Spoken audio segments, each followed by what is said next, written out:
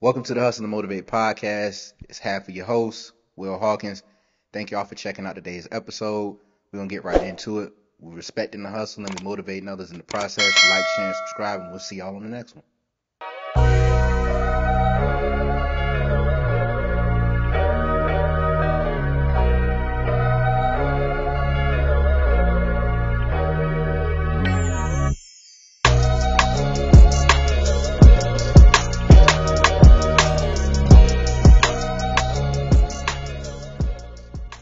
Welcome to the Hustle and Motivate podcast, guys.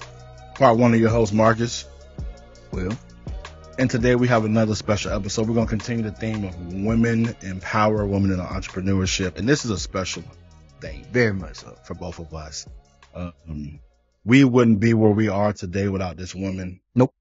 Giving us game, opportunities. I think both of our first legit weddings was with this woman. Mm-hmm. She is responsible for, I think, a lot of people that are of entrepreneurship in weddings black that she has had, I think, her hand in. And we've gone back and forth on how we were going to bring her on, but she is probably one of the most desired ones between the two. Every time we think about what episode, we think, They don't know how to get Miss Carla. because she's done so much. She's really like a second mom.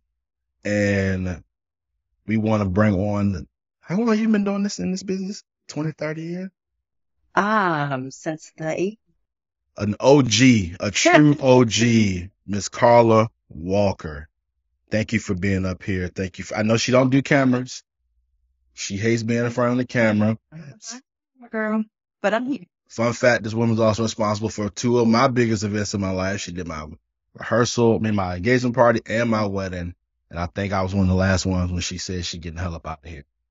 But was that the end? Best surprise engagement. She did my wedding. I think my one of the last weddings she did. That was the end?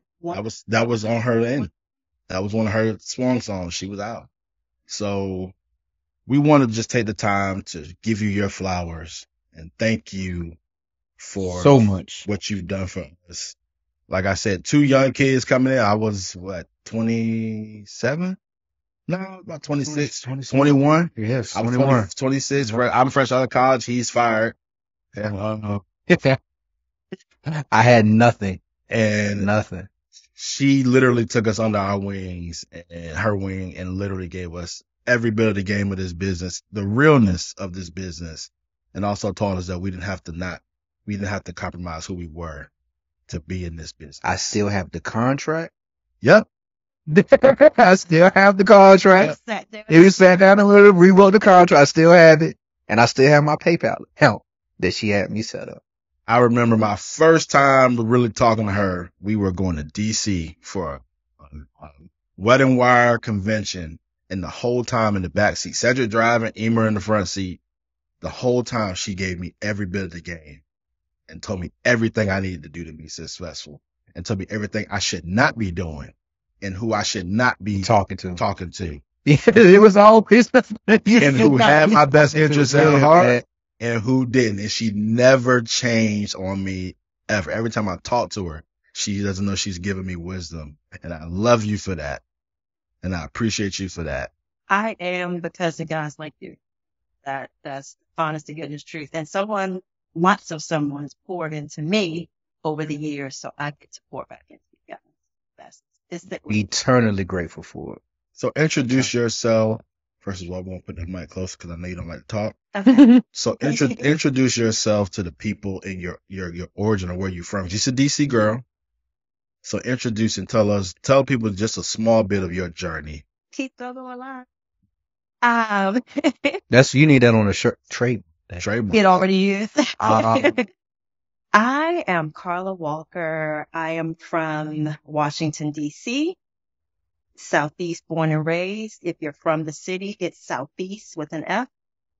East of the river girl. I came to Hampton Roads in 1990 with my former husband. He was, fresh in the Navy, and we built our lives, built our family here. I came kicking and screaming, did not want to be in Hampton Roads. I went home to DC every single weekend to get my hair done, to shop, to do everything. And then I grew to love it.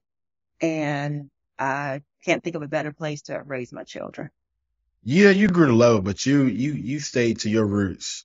I'm still a DC girl. From as long as you've been here, you have never let go of the heart of where you were from and all that stuff. So Whoever does. you know, some people eventually they just get so adapted to, like, New York people coming out here. Eventually they not New York as much as No, they are, because you ask them about that. I'm from up top. if I'm you from up ask top. him, but I'm saying you can tell she's not from here, even to this day. You can tell Oh, you wear it? she wears it. Yeah, That's what I for mean. sure. Yeah. She is not. She never adapted to the Virginia culture. She stayed, you know, proudly in her skin, DC on her chest. Every time you talk about DC is like, you could just tell DC.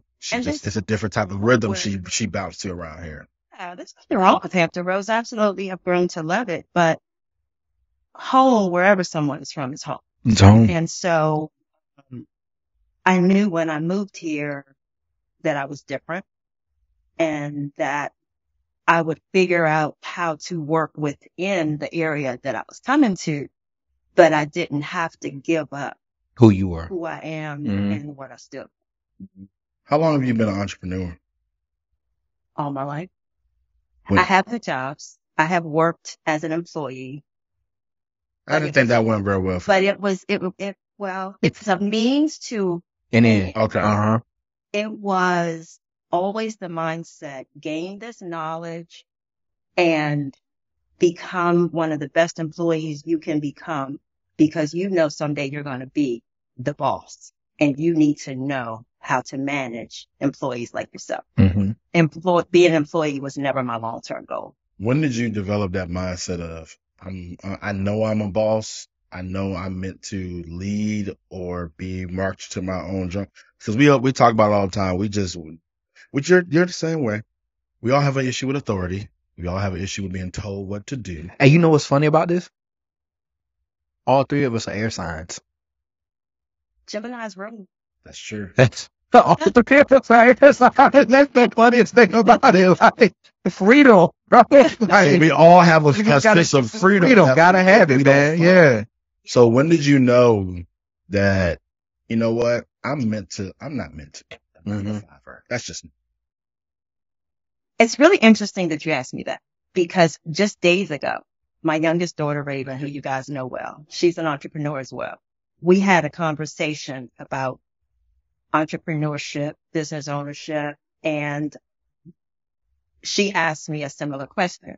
And I said, it started as a little girl with Girl Scout cookies. We had a contest every year for who could sell the most cookies. and you won't gonna lose. You won't go lose. I could not be stopped. I was selling so many cookies that my dad went to the church to pick up the cookies so we could give them to people. And there were these stacks, and they said, okay, you know, different families were coming and picking up their boxes and carrying them out. And then there was this big stack in the corner, and, you know, my dad said, okay, well, where's ours? And they just pointed. And he said, oh, I'll be back. I'm going home to get the camera. He went home to get his motorhome to come back to get all the boxes, because You ordered. I sold. You sold so all of them. many. And I remember having to keep going back and getting more sheets for people to fill out, because there was a prize, and it was a silly prize. It could have been like lunch at McDonald's, but there was a prize. Mm-hmm. And there was a clear-cut winner to be Right. established. And there was a winner. There was a number one. Yep. And I didn't care about the prize. I You really wanted cared the about one. the number one. Mm-hmm. So, I thought, I kind of like this. I kind of like being able to have a goal, Mm-hmm. seeing it, and then surpassing it. Mm-hmm. And then I think that started to translate into other areas of my life. But it started with cases upon cases of Girl Scout cookies. Seeing the obstacle and then knowing you can achieve something if you maximize this opportunity is what you. So you did the Girl Scout cookies. Let me ask you this, because you're from DC, and what I've known about you, just because I've known your daughters, y'all don't take too well to somebody telling y'all what y'all can and cannot do. Just shout out to Tamika, shout out to Raven. They're truly your daughters. So clearly you did have a thing of y'all ain't even around here doing it the right way. You went right in and showed them how it should And be showed done. them how to do it. So at your job, I can only imagine when you were working, you were looking at your manager like, okay, you need to do this. Should I? Do you even know how to do it? Like, how did you take well working? Cause I knew I was horrible at it. Yeah. I just knew growing up, I just could not. Like, I didn't like favoritism, the politics of how people are in workplaces. So I was always a subordinate because I'm like, you over here talking to so-and-so. I just never did well with it. How were you when cause that seems like a universal entrepreneur trait. I was either my former boss's best employee or I rubbed their spirit the wrong way. Okay. So I was either their best employee because I made them look, because I cared so much. Didn't matter if I was just a receptionist at the front desk. Man, I answered the heck out of those phones, okay? I kept things running in the office. I was the model citizen for The employee. being a receptionist. Yeah. So whatever the job was, I had a goal to do it well because I'm either going to do it well or I'm not going to do it. And I know when to back up when I'm not doing it well. Or depending on how someone's spirit was set up and how they were dealing with what goes on internally, that might rub all of their insecurities the wrong way.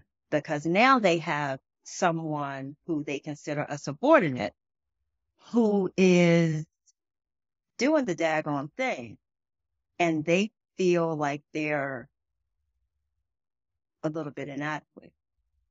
So you have to find the fine dance of doing well, doing your job well, and sometimes, sadly to say, watering yourself down just a notch. 48 laws of power. Yeah. Never outshine the master. Exactly. But what that taught me was, because I think everything has some form of a lesson, what that taught me was, as a business owner, I am only as good as my staff. And I'm only as good as the weakest person on my team. So if I can empower that weakest person and bring out the best of them, I can't help but win because everybody else is already over here is shining and winning. But if I can take the least of them and help them the most, then it's a win-win. I didn't have that afforded to me always, but there were times that I did have that afforded. And I had some of the most amazing people pour into me. And that taught me going forward what I wanted to be. When I was a little girl, playing with my dolls, playing with my friends, I never wanted to, I always wanted to play shop. I was always the boss. Okay. Yeah, I was like that too. Sit down and do this and do that. And, so I was either the school teacher or the principal. I was the owner of the store, and I'd take all my toys and line them up and have my friends come, and they'd have to purchase things from the store. You were in the position of power. I was always. You were the caller. You were the person that made the calls. I was in a position of leadership. Leadership. There you go. And so that, I think, is just something that's innate. It's just something that some people have. Yes, it can be taught. But I think that some people just have that thing. And I think I may have inherited it from my parents. Both my parents worked my whole life. My mom worked in an era when women stayed home, even in homes that needed both parents to work. My mom always had a job my whole life. She had jobs that a lot of women, especially Black women, didn't have. Most of my life, my mom worked at the Pentagon. When my mom retired, she retired from Walter Reed. And my mom worked her way up from the secretary pool into a high executive admin position at a time when that just wasn't heard of. At the Pentagon, not at the government. My mom was born in 1925. That was not heard of. Whoa. So I have seen, my dad always had two jobs. He had his job at the Pentagon, He worked at the Pentagon most of my life, well, all of my life. And he always had a side hustle. He loved campers and he loved cars. So he sold campers on the weekend. He said, I have a job that feeds my family and I have a job that feeds my soul. Mm-hmm. His weekend job fed his soul. It's what he enjoyed doing. Mm-hmm. His weekday job put us all through school. Sacrifice. Those were my examples. And that's part of why I think I just naturally gravitated to being my own boss. But I'd work for somebody else in a heartbeat rather than stars. And I feel like you also, you jumped in the entrepreneurship pool and that wasn't popular for women. Yeah. And it wasn't popular for people of our color either. Weren't that many entrepreneurs. It's way more, you can look around and find an entrepreneur for anything now that we do.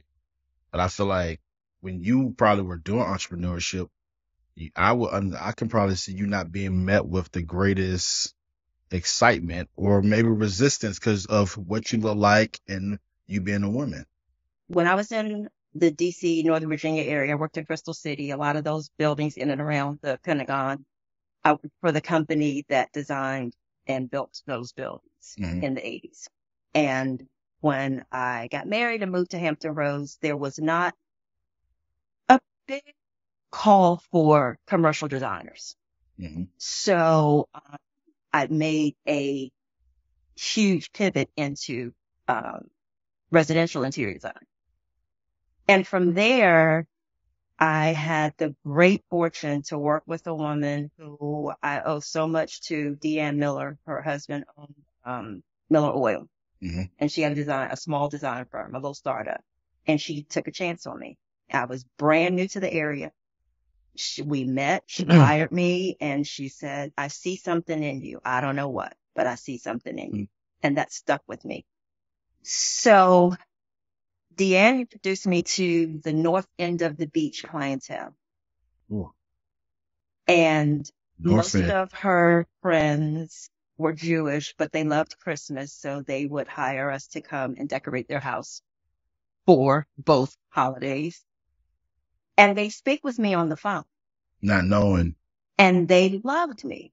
Till they see you. And they would set up appointments, and I'd come in with bolts of fabric that was $400 or $500 a yard to make a duvet cover, pillow cover. And I'd get to the door, and their housekeeper would open the door, and I'd introduce myself, and they kind of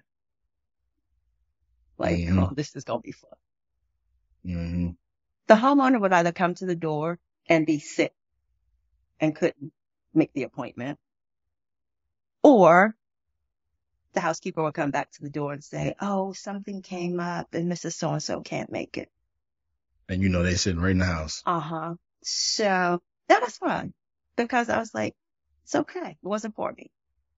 One woman hired me.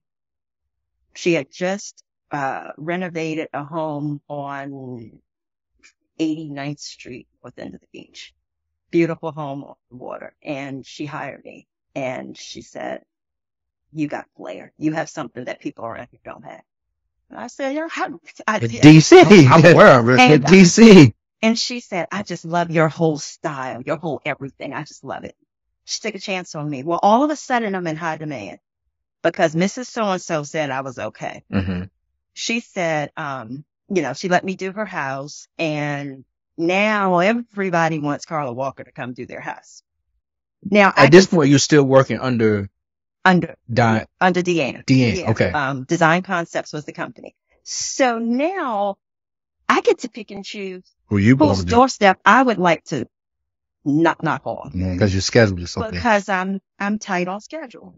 And what I realized was I have a gift, and I have a gift that others want.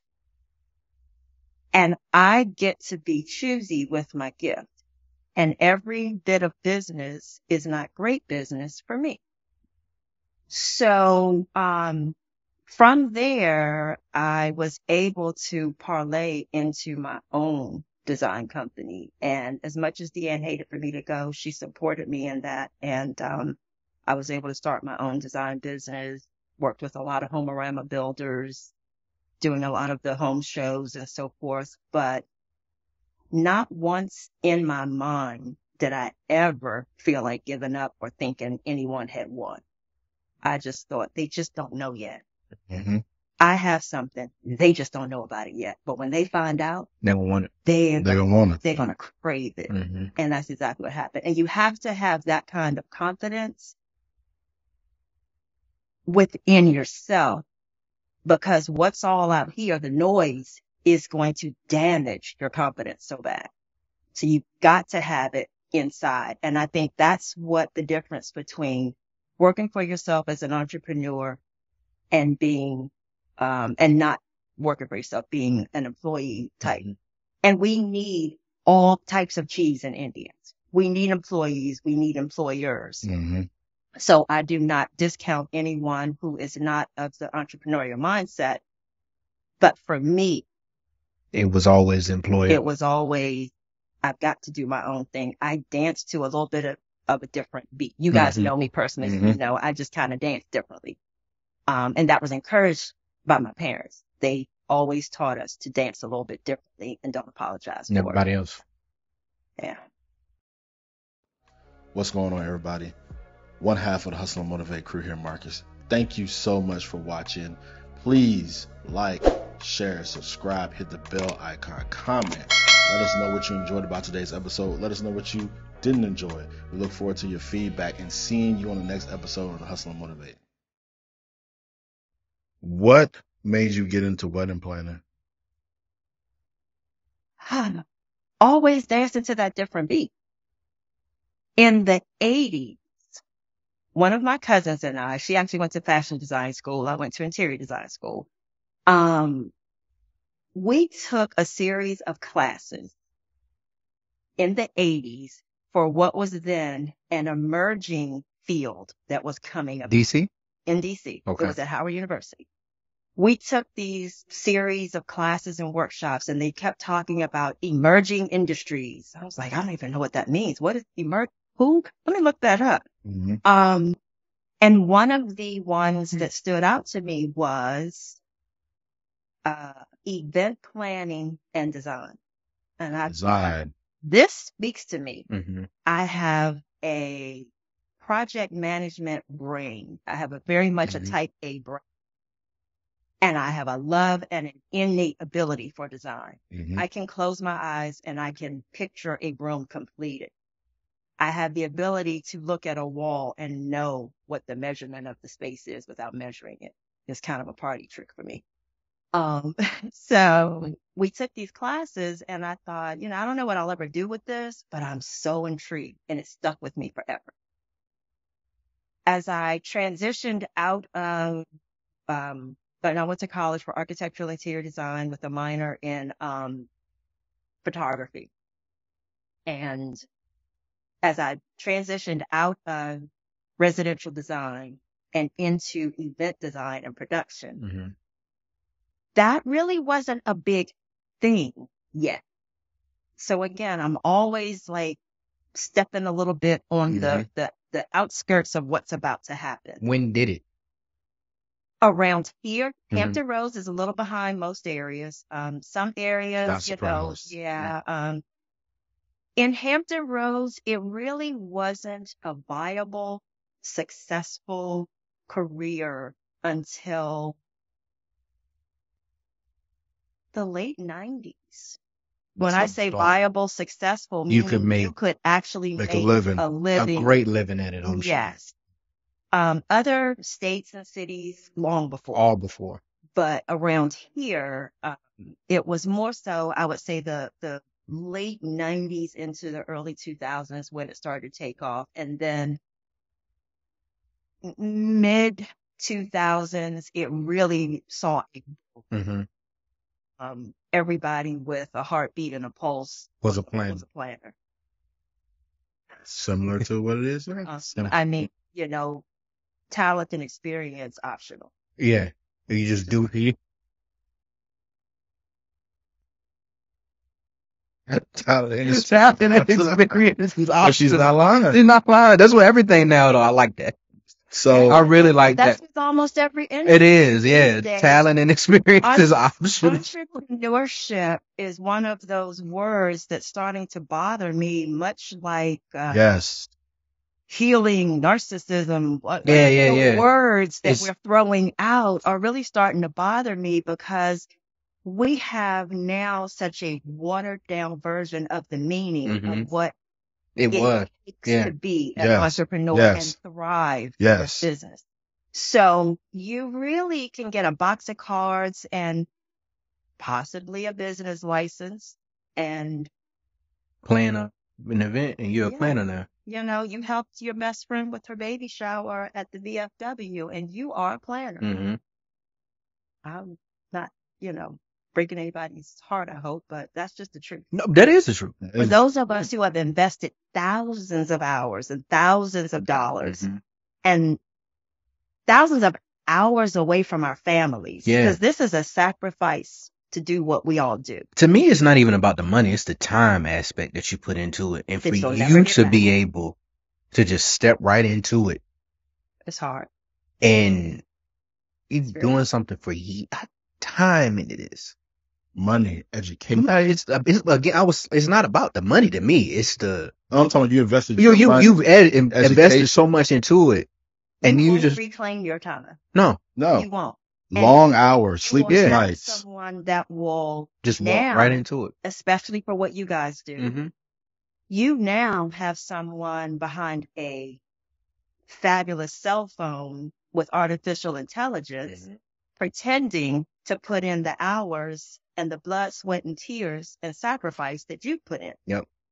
And that's why I say, so talent is optional in a lot of Talent and industries. It's experience. just I'm all for technology and I'm all for growth and evolution, but let us not lose and sacrifice the basics on the quest for change. The human aspect of it. Yeah. Mm-hmm. Yeah. But you're also like we talk about it all the time, the watered down industry. You are in probably, in my opinion, one of the most popular industries now to be in, real estate. And you've been around. You did real estate way back then. You did both. Talent optional. And that's the scary part about what the three things we do. You can easily weed out the bad people as soon as they only can hide so long. Right. But now you're messing with somebody's headshot. You're messing with somebody's commercial. We taking these big budgets and now you're about to mess up somebody's house. You can Get them in a bad deal. Life. Yes. I do not Thinking you know what you're doing. I do not discount the fact that people have entrusted me over my career Mm-hmm. with their memories. Yeah. They have entrusted me with the highlights of their life. If their life were to run in a highlight reel, I will have been at pivotal moments. Exactly. That is a huge responsibility. Yeah, when you think about it, because planning, Yeah. buying a home, Yeah. So possibly planning a baby shower. for Yeah. example, Yeah. Ashley and EJ, Yeah. Uh-huh.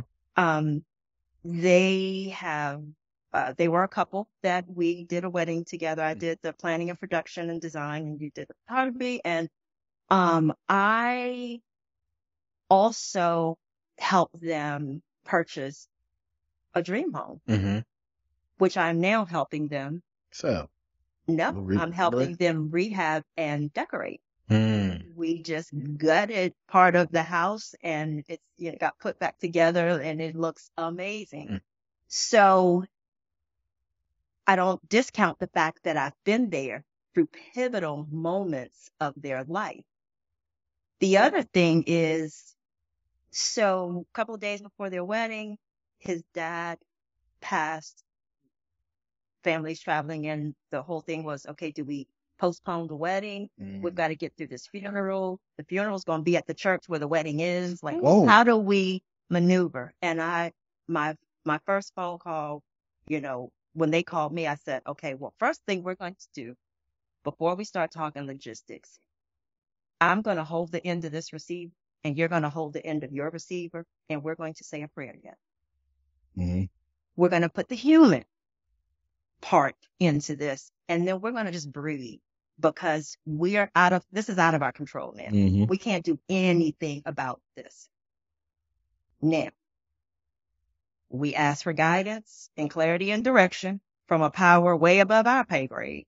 And I said, do you want to carry on with this wedding in a couple days? Or do you, how can I help you get through this funeral? I have resources. You need flowers. You need, what do you need? Mm-hmm. So I said, let me come up with a game plan, take this off your plate, and come back to you. Game plan was Friday, we decorated the church with all the wedding flowers. We had the wake and the funeral on Friday and got them through it. They got married over the weekend in the church that was decorated with the flowers, all the things.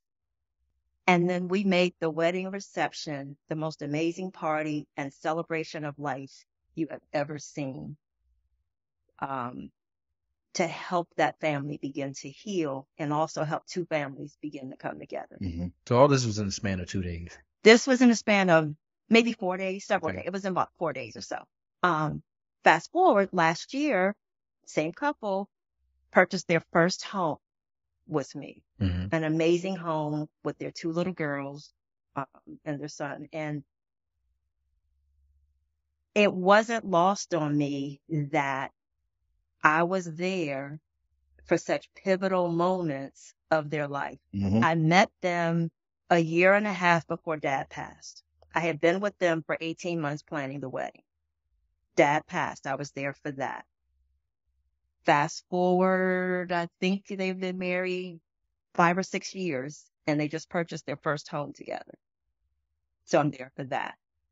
So I am in a position of being in charge of people's memories, and I have a responsibility to not help people lose their shirt on a real estate purchase. Mm-hmm. Because they're trusting me because they've trusted me before. And even if it's someone who hasn't ever trusted me, this is the largest single purchase most people will ever make in their lifetime. Mm-hmm. Far be it from me to steer them down the wrong road or to be so focused on my commission check that I lose sight of what's best for them. Mm-hmm. I have had couples that I have not written a contract for because they were hell-bent on going into something that I saw them running straight for a brick wall. That's not it. Somebody wrote that contract. Somebody got commission. But it wasn't going to be you. I wouldn't do it. So in answer to your question, I really take that responsibility with great pride and with great care, because I have to think, what if that were one of my children? Mm. I would want someone to take great care of them. And so it's a natural pivot for me in real estate from all the other, and I've had 50-11. I'm like, what was the in living color? You got 15 jobs, man. I've had so many aspects of my entrepreneurship life. I've had hats that you guys don't even know about, that this show wouldn't be long enough to talk about. But they all were in a position of either creativity or helping others. So that's my jam. Yeah. That's my thing. That's what I am good at, and then others benefit from it. Mm-hmm. I am really good at bringing good people together and then sitting back and watching them excel, which is why I've helped introduce you guys to so many people when we first met. Mm-hmm. I remember when Will and I first met, like it was yesterday, and that was a long time ago. It began with a phone call, and there was this light voice. Hello? He was shot you answering the phone. I got somebody. She on the line. I really think he was hoping for voicemail. Yeah, he was. And I was sitting at my computer And I said, I don't know that number. And I thought to ignore it. Right. Something moved me to answer. And this voice goes, hello? Is this Ms. Walker? I didn't know. He didn't think nobody was going to answer the phone. And I said, yes, it is. Oh, It was just Where I go in there? 5 seconds. that's a classic Will moment. He don't think it all the way through. He just say, I'd already predetermined my voicemail. I think I heard a faint, oh shit. I think it was very faint, but I'm not sure. But so anyway, I said, how may I help you? And he said, well, you don't know me, but, I said, well, I'll tell you what can I do for you? Yep. And I didn't, make them feel bad. Whoever this was having a moment. And far be it from me to make them feel worse than me. Yeah, man. I think either they have a stuttering problem or they're just like, not prepared. They don't know what to do. Mm-hmm. I've been there. It's cool. So, we chatted and I said, well, hey, there's an event coming up tomorrow night. Yep. And it's all about networking. If you're serious about your craft, you said you're just getting started. If you're serious about your craft, I will see you there tomorrow. And my daughter was sitting beside me. She was one of my assistants at the time. And when we got there, she was like, looking around, she said, well, what do you think he looks like? Who is he? I said, I don't know. And in walks this guy. His hands were in his pocket. He nervous?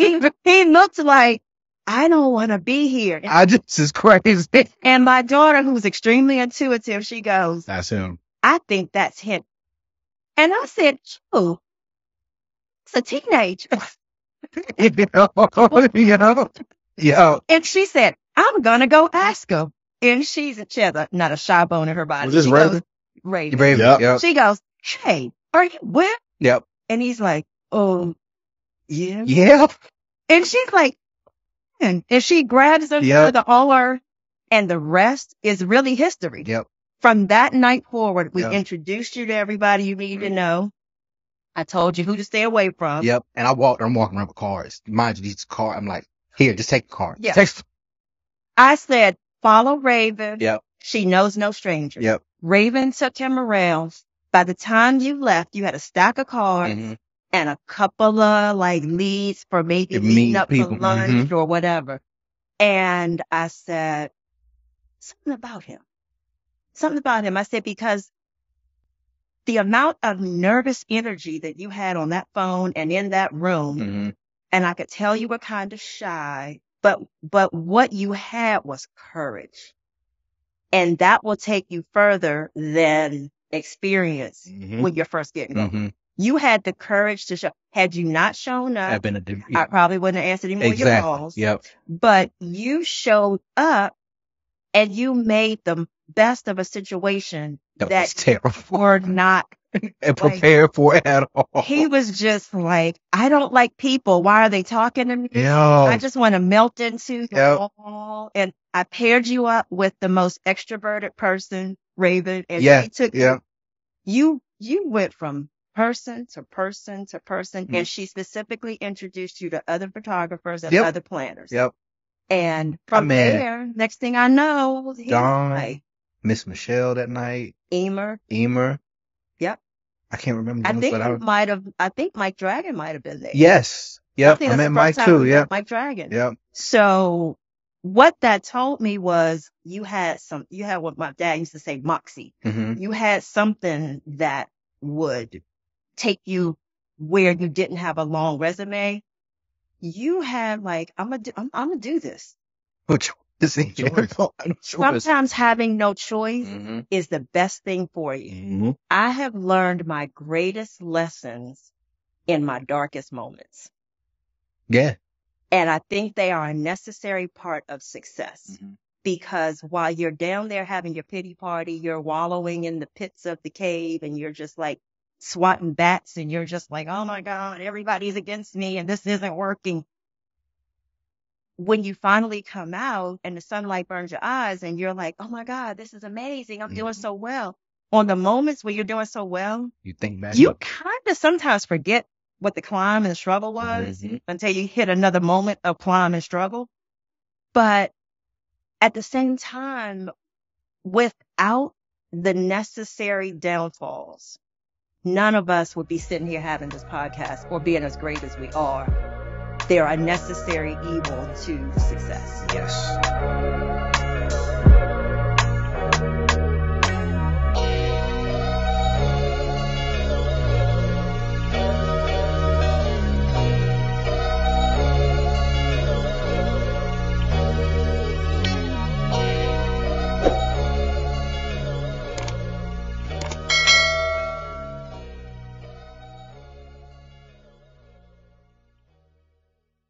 What's going on, world? One half of the Hustle and Motivate podcast here is Will Hawkins. So we appreciate y'all checking out today's episode. If you had anything you'd like to say, hate, love, don't care, leave it in the comment box below. Like and subscribe. Either way, we're going to win. See y'all on the next episode.